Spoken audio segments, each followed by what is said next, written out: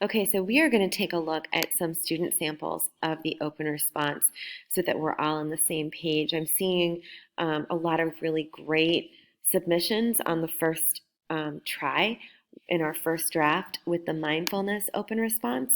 And I just want to address how we could bump it up to the next level and really make sure that we are getting the proficient and advanced, which is where we want to be. All right, so I'm taking a look at this open response, and I'm seeing that it looks long. It looks like we're in the zone of 4 paragraphs. I would advise this writer, as you as well, to make sure that you have dividing points in between your paragraphs so that there is a space. That's really super important because we want our readers to have no trouble reading and to be able to say right away, oh yeah, that student has 5 paragraphs, that student has 4 paragraphs. Okay, so the prompt for this open response was, you are a newspaper writer. You're writing for the newspaper, and you have been tasked for writing an argument about why teachers should be teaching mindfulness, and you should be using these 2 articles that are provided. The prompt does not say analyze or write about the 2 articles and why mindfulness is important. And it's a little confusing. It's like reading between the lines very carefully, but that's part of your job. You are graded on how closely you read that open response prompt. And so ours is saying you are a newspaper writer and you're writing an editorial. Now, if we don't know what an editorial means, we cannot look it up on the day of the test, but I'm going to try to look it up right now so that we can be on the same page. An editorial, you can quickly Google it while you are practicing your open responses, but an editorial for the newspaper is an opinion piece. And I know we don't read a lot of newspapers anymore. We read online content, but editorial, the site is not helping us, but editorial is an opinion piece for the newspaper. So really, it is just like your debate opening statement scripts for fences. That's why I had you do the debate so close to MCAS. So remember how we organize those opening statement scripts? If I'm on Team Rose, I said, Rose is the victim in this play. She is the victim for 3 important reasons. The first reason she is the victim is because she is a woman struggling to survive. Okay, so I hear the universal ideas of struggling to survive, that theme. So those ideas are what should lead your paragraphs, not the actual evidence. So remember, opening statement script, you did not say Rose is the victim because page 21 and Act 1, Scene 2, page 57, and you didn't. You started with the ideas. So here, even though it says use the articles in support of your argument on why teachers should be teaching mindfulness, you definitely want to have the articles in each body paragraph, but you don't want to start with the evidence. This is not a failing essay. This is still a good essay. It's just not an advanced. And so the state for MCAS grades you or grades us on 2 separate rubrics, and you get a score out of 8. The first rubric is out of 5. You can see right here, 0, 1, 2, 3, 4, 5. And this is for content. So this is for your idea. And so you make sure you have that strong claim, but your paragraphs have to be organized by ideas and not evidence if you want to be up in the 4 and 5 range. And this is the high proficient to advanced. This is still like low or middle proficient, but a 2, a 1, or a 0 would not be passing. So you want to make sure, again, this is your money area, the writing. You want to make sure that the writing is really as best as you can make it. So I want to show you a 4, and this is not the same prompt that we're working with, but you can take a look at the length. If you're analyzing this 4, you're looking at very clear paragraph division. First thing, I can see the paragraphs, and I could see that we're not starting with the evidence. We have the evidence here inside the paragraph. They don't start the paragraph with the evidence. The introduction and the conclusion here are not very long. They don't need to be very long. But take a look at this. I see paragraph 1, paragraph 2, and paragraph 3. And I see that each paragraph has quotes, has evidence, and has why those quotes are important. Now, in the same rubric, you are also graded out of 3 for grammar, punctuation, capitalization, and your flow, your sentence structure. How do you sound in your sentences? And we do that through transition words, through conjunctions like and, but, therefore, little words to extend our sentences. So, a lot of us, when we text, of course, we don't really worry about that. We're on social media, we don't worry about our commas and our periods and our capitalization, but this is super important.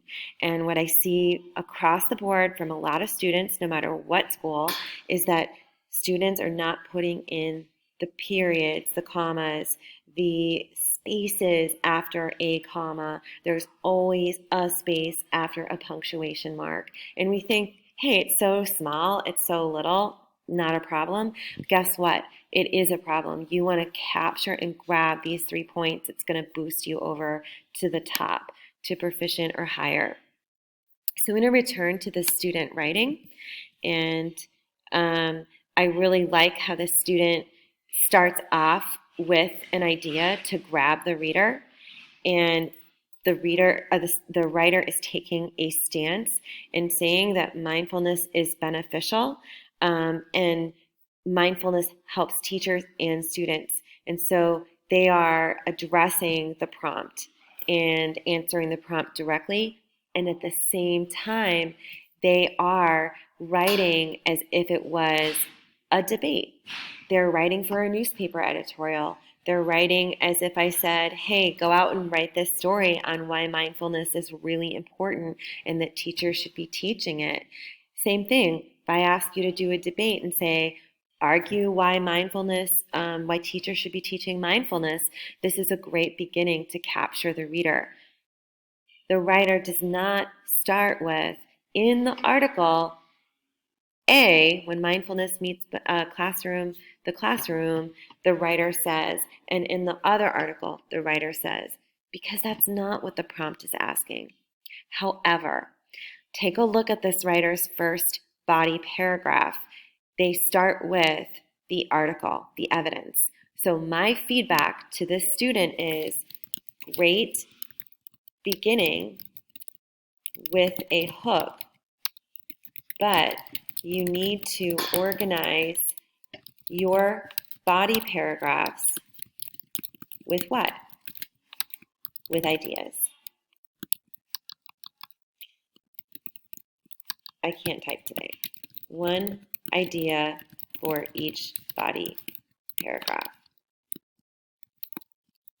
Wow, I really can't type and be filmed at the same time. It's not working. So that's my feedback.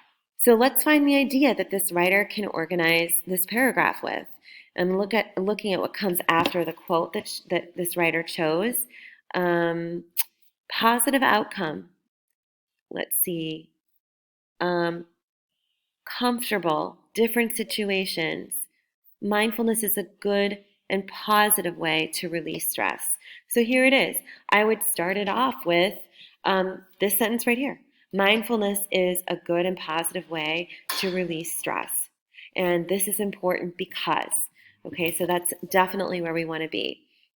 The writer can still use this evidence, but the idea is mindfulness releases stress. Now, the writer should say why or how mindfulness releasing stress is important to classrooms and is necessary because they're building an argument and we need that reasoning. And then the writer needs to hook in a quote or two quotes from the articles and deal with those quotes, explain the quotes. So she does. She says, this example shows how mindfulness is beneficial and how it will give kids a positive outcome. I would even push it further. Why or how does it show? You as a writer have to ask yourself those why or how questions to extend your writing. That's up to you. We're not going to be with you. My feedback is extend it. You can extend it by adding another quote or extend it by those why or how questions. I really like how the writer does this transition word, meanwhile, but it doesn't answer the prompt. This is not asking you to analyze the text. It's asking you to build an argument about why teaching mindfulness is important. So again, they need to start with another idea. So if this idea up here was how students can release stress, let's go down here to find what idea they should start with. How about better results than detention? Or that positive ways in which we can react. That's a great way to have this paragraph organized. Positive ways to react. Now, we need a third body paragraph if you're going to push yourself to high, proficient, or advanced. So you're going to need another universal idea or big idea to open that paragraph. I would say, how about this? To be a better version of themselves. That could be the third body paragraph. And then you're going to bump up the level of your paragraphs by not having just one quote from one article in each paragraph, but go for two quotes from each article in each paragraph. And after each quote, 3 sentences, 4 sentences, 1 or 2 sentences explaining the quote in your own words, 1 or 2 sentences with how or why that quote is important to your idea that leads the paragraph and your claim at the top. All right, so I'm going to stop it here. I think I've gone over in detail. Remember the rubric that we're graded on, the total score is 8. You can tell that this is the bulk, this is the money area of that rubric, and you want to be aiming in the 4 or 5. 2, 1, or 0 is going to bump you down to not passing. Same as here, 1 or 0 is at the not passing. So you want to be in the 6, 7, 8 range of the open response total. Please email me. Please, we can, if we're not in school, we can definitely do a Google chat or a Google Hangout, and I will have another video on how to do that. So let me know if you have questions. The biggest takeaway is answer the prompt exactly. It's not always going to be just an analytical essay where you analyze the articles, and make sure that each body paragraph starts with an idea and not an evidence. Thank you.